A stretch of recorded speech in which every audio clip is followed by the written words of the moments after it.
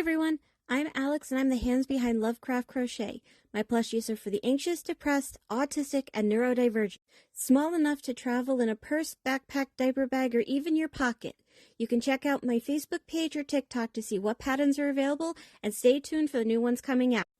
I also make hats, scarves, blankets, and dice bags for the tabletop gamer or dice goblin in your life. Feel free to order through the page, TikTok DMs, or via email at love.craft.crochet@gmail.com. Now, on to the segment. Due to the graphic and disturbing nature of the crimes discussed, listener discretion is advised. Retrostatic Radio presents Killing 15 Minutes. Hello and welcome to Killing 15 Minutes, where you get your true crime fix in 15 minutes or less, or your podcast is free.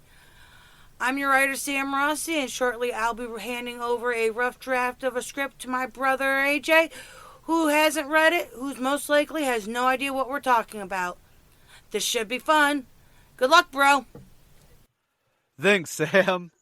Bathsheba Ruggles was born in Sandwich, province of Massachusetts Bay. Jesus. I forgot how stupid Massachusetts named stuff. The original 13 colonies were a mistake. At least New England is still a mistake. I say that as a proud New Yorker. Her father, I didn't actually think I named a date. Bathsheba Ruggles was born in Sandwich, province of Massachusetts Bay, on February 15th, 1746. Wow, we're going with an old one today, are we?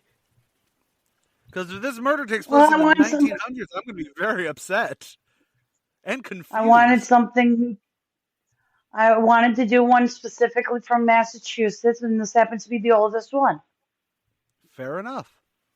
Her father, Brig General Timothy Ruggles, was a lawyer serving as a Chief Justice of the Court of Common Pleas in Worcester, Massachusetts.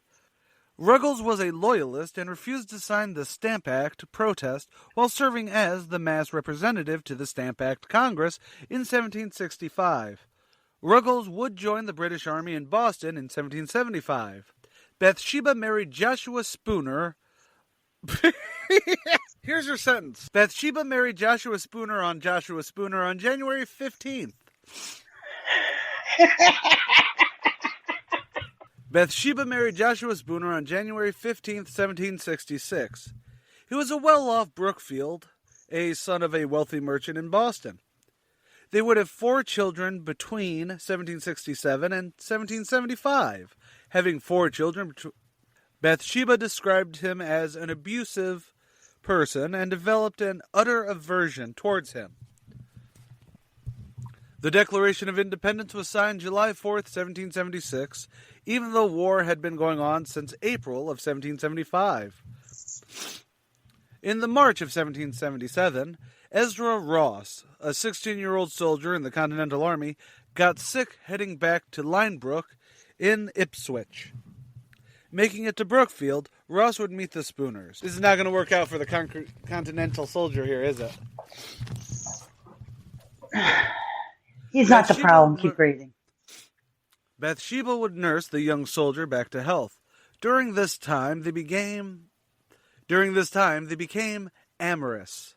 Ross would return 3 more times before February 1778. Mid-January, she became pregnant and urged Ross to kill her husband. You know, the more shit changes, the more shit stays the same, right? Right. In February of 1778, Spooner and Ross went to Princeton. Ross was given a bottle of nitric acid by Bathsheba. Ross backed out and would return to his home without going back with Spooner. While the men were at Princeton, Bathsheba gave refuge to 2 British soldiers, Private Williams Brooks and Sergeant James Buchanan, were escaped prisoners of war. While there, Bathsheba talked the pair into killing her husband. Think she showed him her butt too? Probably. When Spooner returned home, he lost his mind at the enemy soldiers. He threw them out after accusing the pair of stealing silverware. This probably is what signed his death warrant. So he lost his mind not actually at the fact that they were enemy soldiers. It was that he thought that they stole silverware. I believe the enemy soldiers was what started the fight, and then the missing silverware. It was the tipping point. Right, so he started as a true blue American, and then Bathsheba wrote Ross to tell him of the new development. Ross came back to Brookfield on February 28th. When Spooner came home from a night at the tavern, in his front yard, Brooks beat the man to death as Ross and Buchanan watched. The three would dispose of the body down the well. Bathsheba gave the men paper money, clothing, and took one of the horses before going to Worcester, about 14 miles away. Brooks and Buchanan spent the remainder of the night drinking. Brooks would show off Spooner's silver shoe buckles engraved with Spooner's initials. Man, he stole his fucking shoes? Sorry, his shoe buckles? Because his shoes probably were shit? Probably. I mean, think about it. In the U.S., in modern terms, this would be like showing off, yo, I stole this dude's special J's. That would be the True. modern equivalent would be having stole the shoes.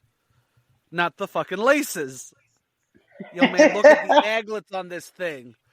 Bathsheba reported to the authorities, whomever they are at that point, that her husband was missing. Searchers found him down the well.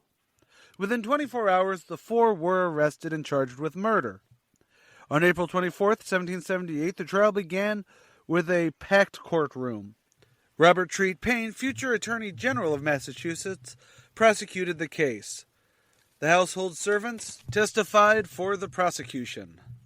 Levi Lincoln, later U.S. Attorney General under TJ being Thomas Jefferson, Correct. defended the accused. Brooks and Buchanan signed lengthy confessions and thus had no defense. Ross did sign a similar confession. However, Lincoln contended that the young patriot was not involved in planning nor the actions of the two other men, and that he only pretended to be in order to keep his affair going. Additionally, stating Bathsheba had a disordered mind and her actions were irrational as proven by the lack of getaway plan. Man, defense lawyers, am I right? It's stock defense lawyering, even in 1778? Something like that. The next day, all four were found guilty by a 5-judge panel. The execution date, June 4th, 1778. Bathsheba petitioned the court to delay her execution, citing that she was quick with child. In Britain, they would have given her the postponement. However, due to anti-Tory sentiments or just simple stupidity, the courts did not accept the findings of 16 different doctors and midwives. Bathsheba Spooner died by hanging on July 2nd, 1778. She was the first to be hung out of the four in Worcester's Washington Square before 5,000 spectators. Performed at her request, a post-mortem was done. She was indeed with child, a male fetus between 5 to 6 months along. The death warrants were signed by Spooner's stepbrother, John Avery Jr. Avery was also in the innermost circle of the Sons of Liberty, called the Loyal Nine. Bathsheba Ruggles Spooner, that's a name, was the first woman executed after the signing of the Declaration of Independence. So I believe we've brought up we've exhausted every topic of wife uses her butt to get other people to kill her husband. We've done that. That is old hat. I will say this is actually something that follows along with our long-running journey of the death penalty. I hate the fact that they didn't postpone her. Like, on one hand, I kind of get it, but like... Yeah, there was an example of postponement that happened for almost 8 months, and she never showed. In England, there was one where they kept pushing it off, and then when they realized that she wasn't pregnant, she was immediately hung. There was no delay. And it's one of those things where, like, regardless of stance on, like, abortion or, you know, when does life can start, etc., I think that they should have postponed it. I mean, it's one of those things that, especially if she's 5 to 6 months along, there should have not been a question. Like, it's not even just that they, oh, I'm with child. Okay, we'll hang in 9 months, or a year or two, whatever. Because you could argue it down to like, oh, she has to stay alive to breastfeed or whatnot at that time, Right. But it just, I don't like it because I honestly have nothing to add to this outside. I find early U.S. legal, especially around this time, fascinating. Not fascinating enough for me to look into, but fascinating just in a,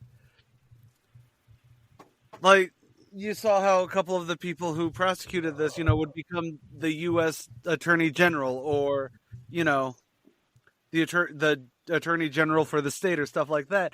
Because at the time of great upheaval, where it comes to government, who the fuck do you go? Like, you even wrote it in, whoever that is, where she goes into Westchester to be like, or Worcester to be like, hey, my husband's dead. Who the fuck or my husband's missing. Who, I'm assuming it was just a carryover, like, you know what I mean? It's one of those interesting things. Like, if tomorrow the federal government ends and it's the state, I'm assuming that the state, because we have the 2-tier system, well, we have more than 2 tiers, but ultimately it's 2-tier. You know what I mean? Right. The states themselves, and then you have the federal government. But it's like, if tomorrow, Rome, New York secedes to Utica, no, that wouldn't even work, because that would still be culturally very similar. If Vancouver, British Columbia invaded New York. No, I can't say that. I have Canadian friends who live here in New York. Shit. Would they be loyalists? Anyways, we're at 15 minutes. I'm out of here. Say goodnight. All right, I'm Sam Rossi. And I'm AJ Carey. Later, y'all. Killing 15 Minutes is hosted by Arthur Carey, with scripts written and researched by Sam Rossi. If you like this episode or want to stay updated on this series, consider following Killing 15 Minutes on Patreon or Retrostatic Radio on all major social media platforms. Good night and God bless. You're watching Retrostatic Radio. Wheel of Random is turn, turn, turn. Tell us the 15 minutes we shall learn. I'm Sam Rossi, writer and co-host of Randomly 15 Minutes, where the Wheel of Randomness gives me the topic and I write about it. I'm Megan Klodnicki, and I'm the host of Randomly 15 Minutes. I cold read what Sam writes and learn in real time about a random topic. You can find us on all major podcast platforms and YouTube. Follow us on Facebook at Randomly 15 Minutes to get more random facts.